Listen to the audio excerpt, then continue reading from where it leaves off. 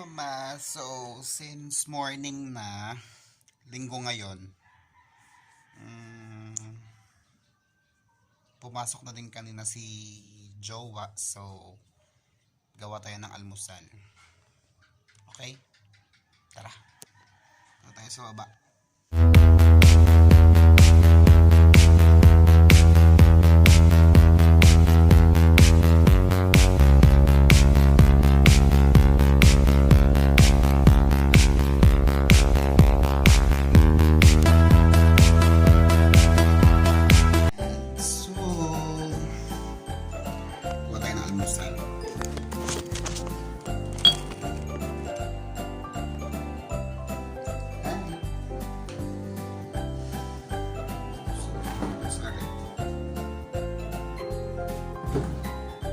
A few moments later.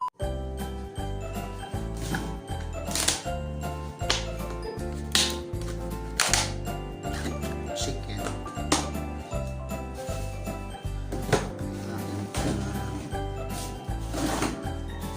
Paksiw tayo ng fish. Kailangan ako maisip na ulam. So since dalawa nga lang kami ni Jowa dito sa bahay, ito lang ang ingredients natin. Ganyan. So, meron pechay, may talong, kalamansi, pangasin, kamatis, at yan. So, hiwain ko muna yan. Diyan muna kayo ha. Yan. So, ganyan tayo. Maghiwala tayo. Kumusta naman kayo? So, itong mga gulay-gulay ko is karamihan mga stock na lang sa ref. So, syempre, sayang ang mamahal ng gulay ngayon.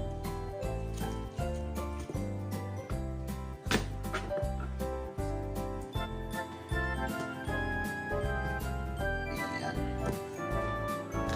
Pechay, gusto ko kasi maraming gulay dito.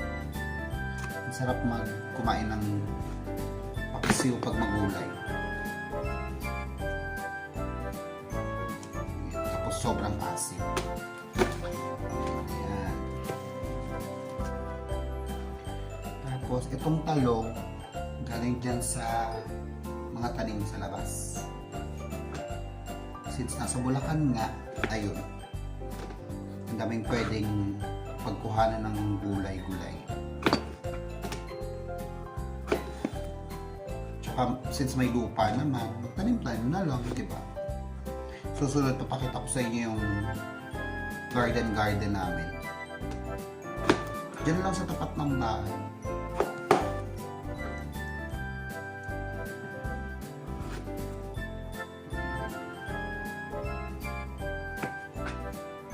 So kayo, anong ulam nyo ngayon? Anong ulam nyo ngayon tanghali? At huwag po palang kakalimutan simba bilang linggo ngayon. Ayun. Kung hindi man tayo makapunta sa simbahan, edi mag-virtual simbahan na lang, ganun. Hindi po ako mahilig sa luya, pero kailangan lagyan ng luya kasi isda.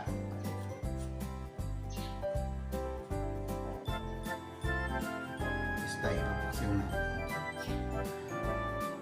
ayoko sa luya kasi maanghang. Hindi po ako mahilig sa maanghang. Isa po ako sa mga Bicolano na hindi mahilig sa maanghang. So, tamang luya lang. Yung makatulong na sa pantanggal ng lansa ng gulay, ay ng isda pa. Anyway, since ang tagal kong hindi nakapag-vlog, at mukhang marami din nagtatanong kung kumusta na ako, kumusta na yung channel ko. Ayun, nabisi nga ako sa work. Anyways, minsan gagawa po ako ng vlog kung ano pong ginagawa ko sa work ko. Kasi marami din nagtatanong sa akin kung ano ba talagang work ko. Oo, nasa call center ako. Call center business or company nagtatrabaho, pero hindi na po kasi ko yung sumasagot ng mga calls. So, wala na ako sa part na yun.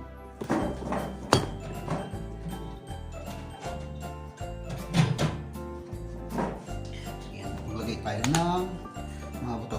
Ayan, itong mga trimmings ko, ayan, nilalagay ko rin po siya dun sa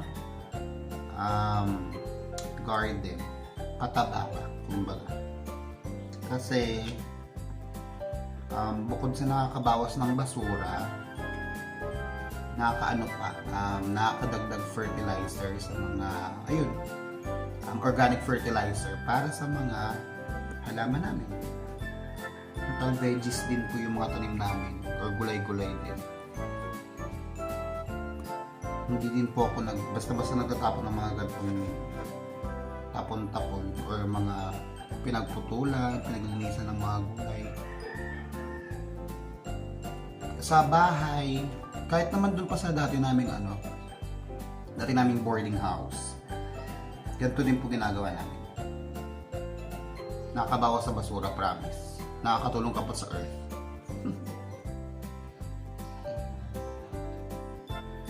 Ayan. Sa Paksiw po masarap makamatis, tapos maasim. Ayan. Bilang na-miss ko nga Paksiw ala mama. Tsaka isa pa, ang mahal-mahal ng karne ngayon. Maabot na ng 400 ang baboy, tapos yung manok 300 dito sa amin, dito sa Bulacan. Kaya ganun. Ang dilim ko ba? Sorry na po. Nagsarado kasi ko ng pinto. Napakalamig sa labas, promise. Kahit anong oras mo ba. Yan. Alas 8 na po ng umaga. Pero, napakalamig pa rin dito. Parang tinatamad ako maligo. Kung hindi lang ako magsusundo kay Jowa, hindi ako naligo. Ay, pero mamaya maliligo ako. Habang hindi, after na lang ito magluto. Yan.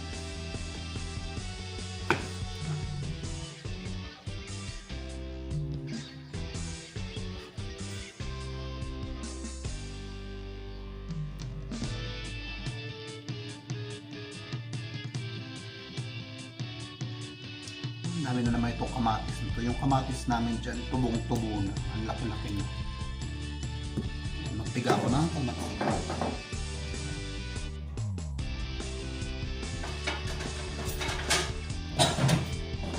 So, dito na talaga yung kalamansi.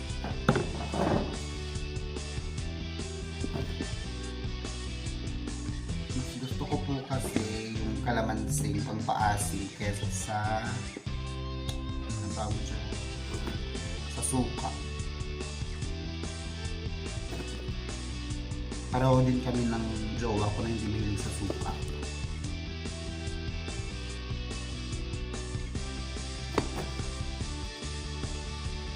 Kaya kalamansi ang pampaasim namin sa lahat. Sa sausawan, sa ulam, kalamansi namin.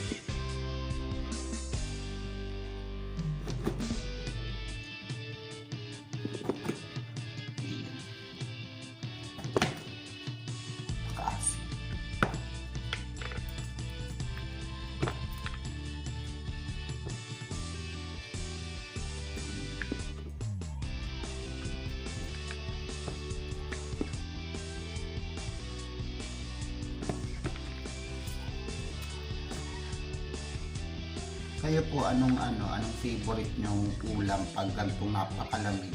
O bukod sa sabaw. Bukod sa sabaw. Ano po ba? Sabaw lang talaga, no?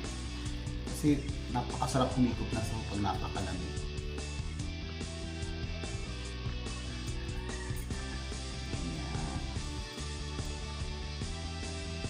Anyway, salamat po pala sa mga friends ko na lagi nanonood sa akin, sa mga katrabaho ko, sa family ko sa Bicol. Hello.